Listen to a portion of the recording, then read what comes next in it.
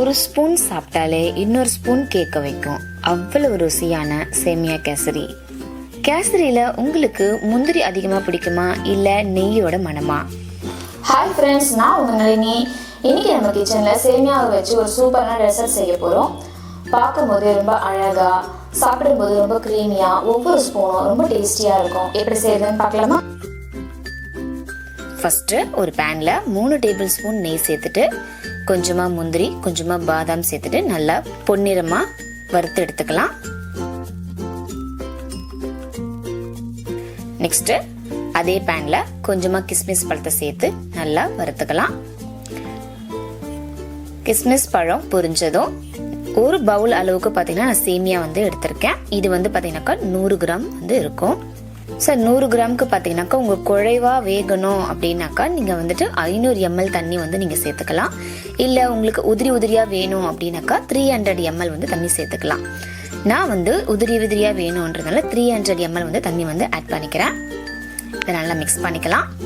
இது எல்லாமே நீங்க மீடியம் ஃப்ளேம்ல வச்சுட்டே செஞ்சுக்கலாம் ஃப்ரெண்ட்ஸ். நெக்ஸ்ட் கலருக்காக பாத்தீங்கன்னாக்கா ஒரு பிஞ்ச் அளவுக்கு நான் சாப்ரன் சேர்த்துக்கிறேன். நெக்ஸ்ட் சுகர் பாத்தீங்கன்னாக்கா நான் 50 கிராம் அளவுக்கு சேர்த்திருக்கேன். உங்களோட விருப்பத்துக்கு ஏற்ற மாதிரி நீங்க ஸ்வீட்னஸை ஆட் பண்ணிக்கங்க. ஒரு சின்ன டிப்ஸ் ஃப்ரெண்ட்ஸ், உங்களுக்கு ஸ்வீட்னஸ் இன்னும் அதிகமா வேணும் அப்படின்னாக்கா ஒரு டேபிள் ஸ்பூன் பாத்தீங்கன்னாக்கா மில்க் மேட் நீங்க ஆட் பண்ணிக்கலாம். எனக்கு சுகர் ரொம்ப கம்மியா தான் பிடிக்கும், அதனால நான் 50 கிராம் சேர்த்துக்கிறேன். உங்களுக்கு ஸ்வீட்னஸ் இன்னும் அதிகமா வேணும் அப்படின்னாக்கா ஒரு டேபிள் ஸ்பூன் மில்க் மேடோ இல்லைனாக்கா சுகர் கொஞ்சம் அதிகமா சேர்த்துக்கோங்க ஃப்ரெண்ட்ஸ். நெக்ஸ்ட் 1/4 ஸ்பூன் பாத்தீங்கன்னாக்கா ஏலக்காய் தூள் சேர்ந்து நல்லா மிக்ஸ் பண்ணிக்கலாம். அவ்வளவுதான் ஃப்ரெண்ட்ஸ், ரெடி ஆயிடுச்சு. லாஸ்டா பாத்தீங்கன்னா பாதாம் முந்திரி சேர்த்து மிக்ஸ் பண்ணிக்கலாம். கடைசியா ஒரு ஸ்பூன் நெய் சேர்த்துக்கலாம் ஃப்ரெண்ட்ஸ். அவ்வளவுதான் ஃப்ரெண்ட்ஸ், உதிரி உதிரியான சேமியா கேசரி ரெடி ஆயிடுச்சு. இந்த ரெசிபி உங்களுக்கு பிடிச்சிருந்தா லைக் பண்ணிட்டு சேவ் பண்ணிக்கோங்க. உங்க ஃபேமிலி அண்ட் ஃப்ரெண்ட்ஸ்க்கு ஷேர் பண்ணுங்க. இந்த சேமியா கேசரியா யாருக்கு செய்ய போறீங்கன்னு கண்டிப்பா கமெண்ட் பண்ணுங்க.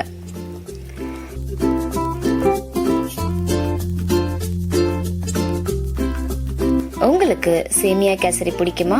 எஸ்ஸா நோவான்னு சொல்லுங்க.